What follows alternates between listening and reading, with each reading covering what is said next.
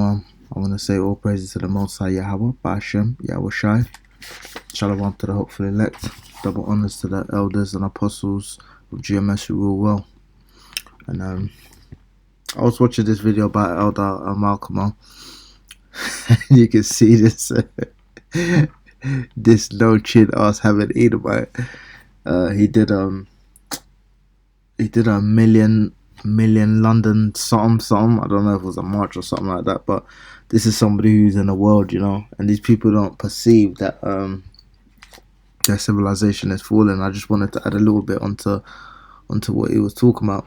And if you see here, this is just a post, that I saw the other day, and I just made a note of it. This is Peter Stefanovic. If you only read one thing today, make it this. Well, really and truly, if you only read one thing today, it should be the scriptures, but they're worldly, so this is what occupies their mind. In 1965, I was a fireman earning £1,000 a year, and I bought a house for $3,500 with a mortgage of 3 times my salary. Today, that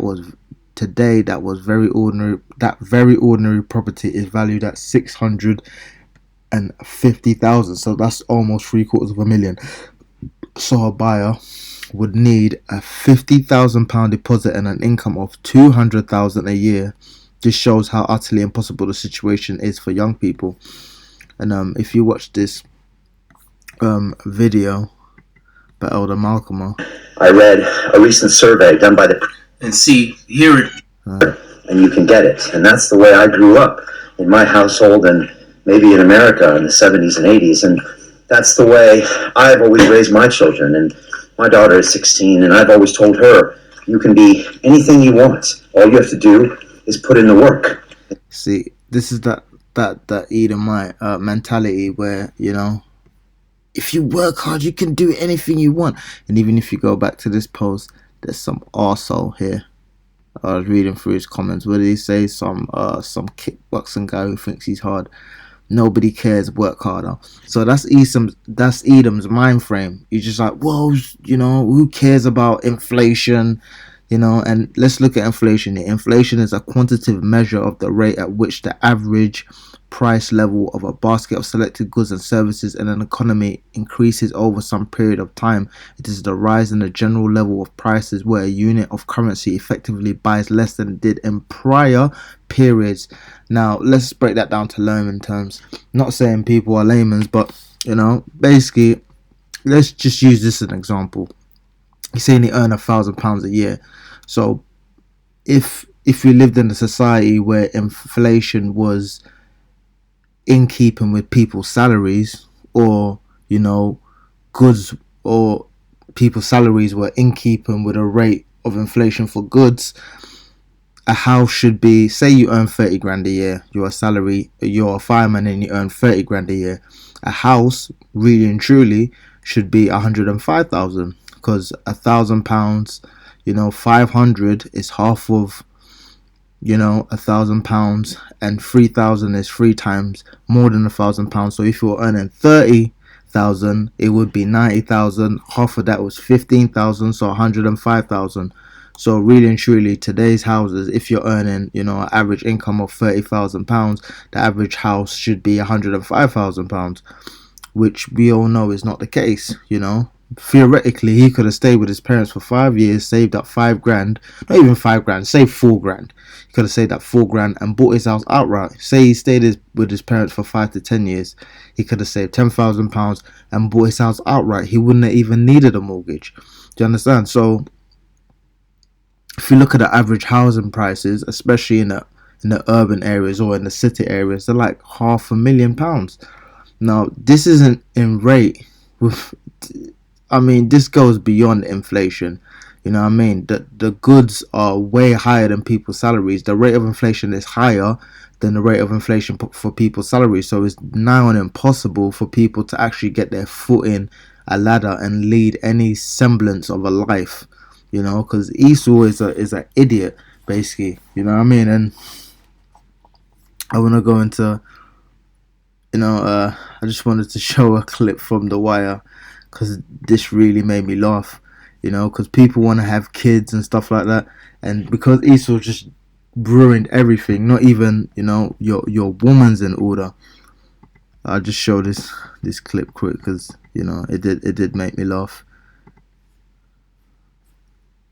If I plays. could guarantee that Frank Sabatka and his nephew would be silent,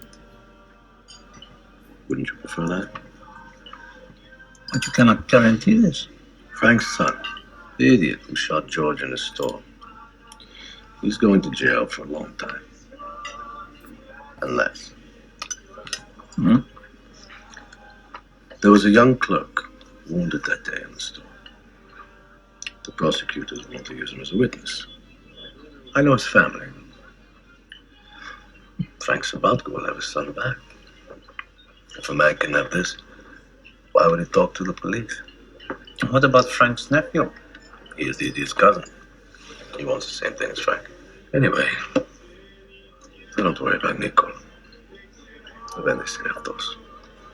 You're fond of him, Spiros. You should have had a son. But then I would have had a wife.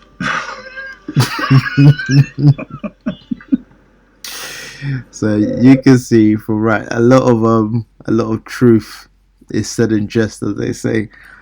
So in this society, you don't have anything. You can't really earn a living as a man, and you can't be a man of your own household because these women are just totally out of order, and Esau he's just destroyed everything. And if you see here, this is Job 27:14. If his children be multiplied, it is for the sword, and his offspring shall not be satisfied with bread. So Esau's gone all around the world spreading his seed, but really and truly, because he's destroyed his own society, he's just basically just made children to be killed at the end of it all. You know what I mean? Because when all this COVID, you got people killing themselves over COVID, man. So he's multiplied his children just for them to die because he doesn't know how to rule, because he's a base man and he's an idiot ultimately.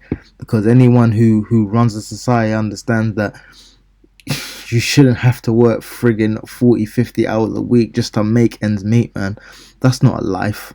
It's not a life when you're basically committing adultery with another man's woman. The only thing you can get are these women who've been popped by everybody, and you're sitting there calling her your wife. This society is just off, man. I was just going to read through Ecclesiasticus chapter 16. Desire not a multitude of unprofitable children, neither delight in ungodly sons.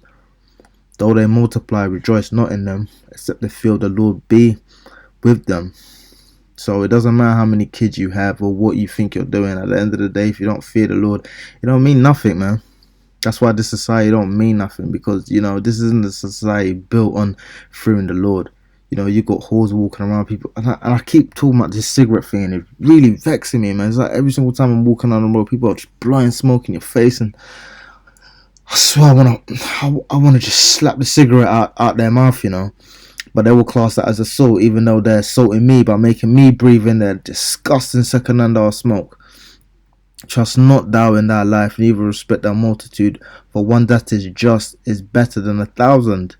So it's better to be by yourself and to be just than to go. Now, when I show that clip, it's a bunch of drug dealers, but his point is still relevant. It's better to be by yourself than to have a wife and children who, in this society, are just going to be defiled, not respect you. As a man, you're just getting by with scrapes, literally with everything. You're scraping by with another man's wife, really, calling her your own, and you're scraping by with his pennies that you're earning, thinking you're living. You're earning some kind of wage. You could be earning friggin' 30 grand. Thinking, because if Jake get 30 grand a year, he thinks he's made it. But in the grand scheme of things, if you look back then, it would have been better to be earning £1,000 than to have a house be 3,500, because you could actually save up for 5-10 years and buy the house, rather than now where you need a mortgage, a 25-year mortgage. People have 25-year mortgages. Do you know how ridiculous that is? It's like Elder Malcolm was talking about how this society is basically in free fall. You know, if you liken it to somebody who jumped out a parachute, now this society was always falling. It's like somebody was jumping out, you know, and they got a parachute on. You know, eventually they're gonna hit the ground, but you know the cord has been cut, so now you're in total free fall. You know, and this society is just it's gonna keep falling at high velocity. Then you're gonna splat hit the ground. You know, and the Lord's gonna come and just turn all of this over. But we all know in the end, and I'm gonna skip to the end here, you know. And after this is after all the destruction. After this, the Lord looked upon the earth and filled it with his blessings. With all manner of living things have he covered the face thereof, and they shall return into it again. So the Lord's gonna, he's gonna justify his elect, and he's gonna bring back everything that that was here before. This, the so-called dodo that these people made extinct, and they say it died out naturally. Now these people had something to do with the fact that the animal was extinct. You know what I mean? The Lord's gonna bring all of this stuff back again, man. The trees are gonna be green again, like the elder was talking about. There's gonna be fruit growing out the trees and clean water. You're not gonna have to go to the store and buy water, or go to the store and buy fruit. You're just gonna be growing, because that's how the earth is supposed to be. The Lord set this up where the earth is supposed to feed you, but you gotta go work for this base man who takes food and packages it in plastic, and you have to buy back what the Lord rightfully gave everybody for free. God damn, I hate Esau, man. I'm going chapter 4 here. I'm gonna keep reading a little bit of it. For by one that have understanding shall the city be replenished. So this is the elect. They're gonna have understanding, and through them, the world's gonna come back to its senses, and Israel is gonna be replenished. But the kindred of the wicked shall speedily become desolate. These people are gonna die out with everything that's going on. Many such things have I seen with my eyes, and mine ear have heard greater than things than these. In the congregation of the ungodly shall fire be kindled, and in a rebellious nation wrath is set on fire.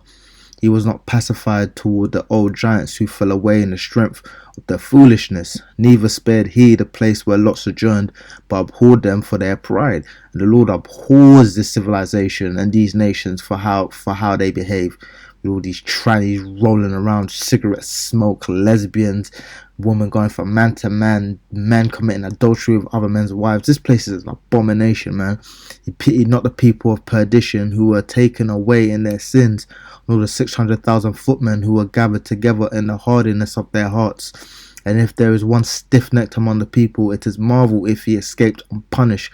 For mercy and wrath are with him. He is mighty to forgive and to pour out displeasure, because the Lord is complete balance. As his mercy is great, so is correction also. He judgeth a man according to his works, and Esau shall be judged for his works. The sinner shall not escape with his spoils, and the patience of the godly shall not be frustrate. Make way for every work of mercy, for every man shall find according to his works. You reap what you sow. The Lord hardened Pharaoh